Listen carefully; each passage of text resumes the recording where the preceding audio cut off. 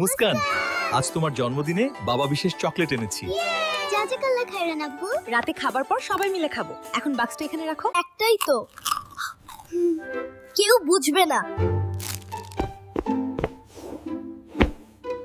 1, 2। আরে একটা কম কেন? কম? কে খেয়েছে? আয়ান, তুমি কি জানো কে খেয়েছে? আমি জানি না, হয়তো এমনিই কম ছিল। কিন্তু মনে রেখো, আল্লাহ সব দেখেন, যা লুকানো তিনি তাও জানেন। আল্লাহ কি সত্যিই দেখেছেন? আমি তো কাউকে বলিনি। ইয়া আল্লাহ, আমি ভুল করেছি।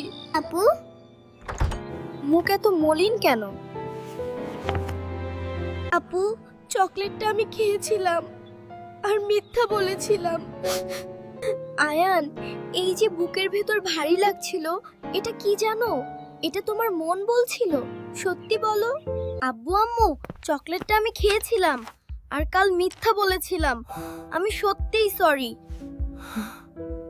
আয়ান, তুমি জানো বাবা সবচেয়ে খুশি হয়েছে এখন চকলেটের জন্য না, তোমার সাহসী সত্যি কথার জন্য। আল্লাহ তোমাকে ভালোবাসেন বাবা। সত্যবাদীদের তিনি কখনো একা ছাড়েন না। এই নাও। তুমি সাহসী কাজ করেছো। সত্যি বলতে সাহস লাগে। অনেক মিষ্টি। কারণ এটা সত্যির পুরস্কার।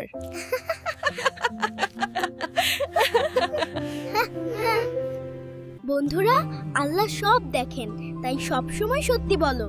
সত্যি বললে মন হালকা হয় আর আল্লাহ খুশি হন। তোমরা সত্যকে আঁকড়ে ধরো। সত্য নেকির পথ দেখায়, আর নেকি জান্নাতের পথ দেখায়।